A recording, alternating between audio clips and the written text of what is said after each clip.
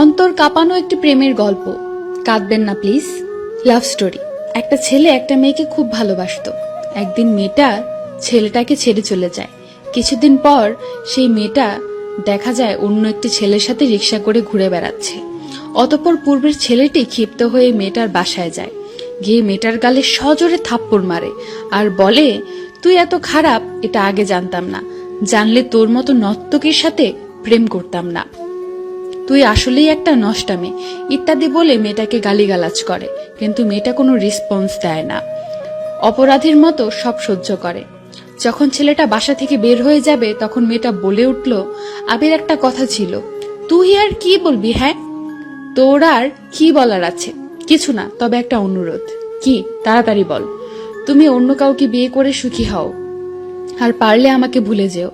আরে তোর মতো বাজারের মেয়েকে তো আমি তখনই ভুলে গেছি যখন দেখেছি রিক্সা করে অন্য ছেলের সাথে ঘুরে বেড়াচ্ছিস। কথাগুলো বলে ছেলেটা চলে গেল।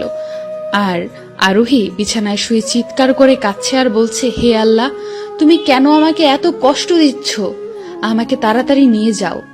কিন্তু কিছুক্ষণ পর মেয়েটা ভাবছে, না, সবকিছু ঠিক আছে, আমি না হয় একটু কষ্টই পেলাম, কিন্তু আমার আবির তো এখন সুখী হবে, এটাই আমার কাছে বড় পাওয়া। তার এক সপ্তাহ পর মেয়েটার সামনে বিয়ের কার্ড হাতে ছেলেটা উপস্থিত। আরোহী, আমি আগামী শুক্রবার বিয়ে করতে যাচ্ছি, প্রথম দাওয়াতটা তোমাকেই দিলাম, আসবে তো? এসো, বলে ছেলেটা চলে গেল। তৎক্ষণাৎ আরোহীর চোখ থেকে দুফোঁটা জল গড়িয়ে পড়ল কার্ডের উপর। মেয়েটা উপরের দিকে তাকিয়ে বলছে, হে আল্লাহ, আমি আর পারছি না, আমি নিজের চোখে আবিরের বিয়ে দেখতে পারবো না, তুমি একটু সহায় হও। আজ শুক্রবার, জুম্মার নামাজের পর আবিরের বিয়ের কার্য সম্পূর্ণ হয়। কিন্তু আবির বারবার তাকিয়ে দেখছে আরোহী আসে কিনা। আসলে আজকেও একটু অপমান করে মনের জ্বালাটা মেটানো যাবে, কিন্তু না, আরোহী আসেনি। একটা দুঃসংবাদ এসেছে, আরোহী এই দুনিয়াতে নেই। একটু আগে সে মারা গেছে। কথাটা শোনার সাথে সাথে আবির দৌড়ে চলে গেল আরোহীর বাসায়। গিয়ে দেখে তার আরোহী ঘুমিয়ে আছে, চিরজীবনের মতো ঘুমিয়ে আছে। আবির কাঁদতে পারছে না, শুধু অবাক হয়ে আরোহীর মুখের দিকে তাকিয়ে আছে। আর স্মৃতির পটে ভেসে আসছে পূর্বের খুনসুটিগুলো। এমন সময় আবিরের ঘোর ভেঙে দিয়ে একটি ছেলে বলে উঠল, ভাইয়া। ছেলেটাকে চিনতে একটু ভুল হলো না আবিরের। এটাই সেই ছেলে যাকে আরোহীর সাথে রিকশায় দেখেছিল।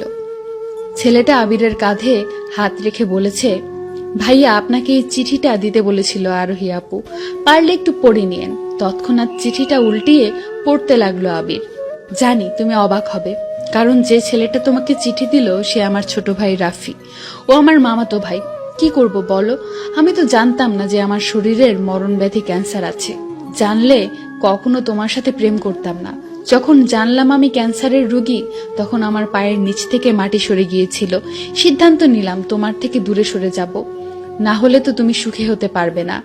এখন তুমি আমাকে ঘৃণা করো, আমার খুব ভালো লাগে, কিন্তু একটা কষ্টকে জানো, যখন তুমি আমাকে নষ্টা, নর্তকী, বাজারের মেয়ে বলেছিলে, তখন সত্যি খুব খারাপ লাগছিল আমার। আমি কি আসলেই এমন? যাই হোক, আজকে প্রশ্নবিদ্ধ করতে চাই না তোমাকে, শুধু একটা অনুরোধ, আমাকে যদি একটুও ভালোবেসে থাকো তবে সেই ভালোবাসার কসম, তুমি বিয়ে করে সুখে সংসার করো। আমি সবসময় তোমাকে সুখী দেখতে চাই, আর এটাই তোমার কাছে আমার শেষ চাওয়া। চিঠিটা শেষ হওয়ার সাথে সাথে চোখের জলে পুরোটা পৃষ্ঠা ভিজে গেল। গল্পটা যদি ভালো লাগে তাহলে কমেন্ট করবেন।